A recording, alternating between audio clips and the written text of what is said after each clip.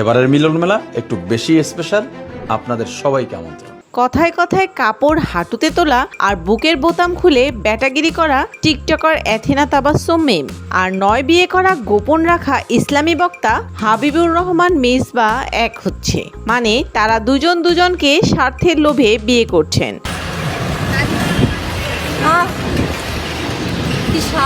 হালাল উপায়ে নিশ্চিত ইনকাম, প্রতি বিনিয়োগ ৫,৭৭,১৬৫ টাকা। কন্টেন্ট ক্রিয়েটর অ্যাথেনা তাবাসসুম মিম তার ফেসবুকে পোস্ট করেন হাবিবুর রহমান মিসবাহের স্ত্রী হতে চাই।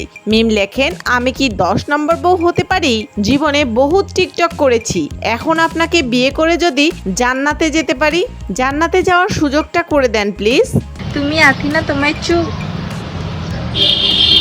আমার নিজের পরিবার আছে, ছেলে মেয়ে আছে, আমার অনেকগুলো প্রতিষ্ঠান আছে। মিমের এই পোস্টের পর মিসবাহের ব্যক্তিগত জীবন ও একাধিক বিয়ের বিষয়টিও নতুন করে আলোচনায় এসেছে।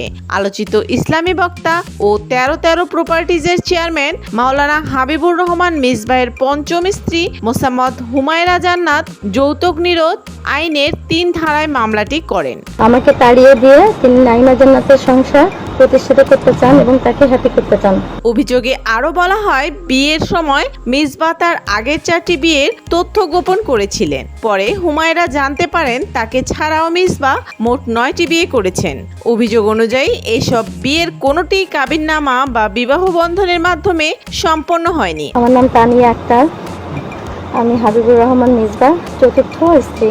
মামলার অভিযোগ অনুযায়ী সামাজিক যোগাযোগ মাধ্যমে পরিচয়ের সূত্র ধরে 2020 সালের 4 মে মিসবাহের সঙ্গে হুমায়রা জান্নাতের বিয়ে হয়। তাদের দাম্পত্য জীবনে আফরাদ মিসবাহ নামে একটি পুত্র সন্তান জন্ম হয়। তিনি আমার কাছে এই ভিডিও ফুটেজ প্রকাশ করে দেবেন বলে।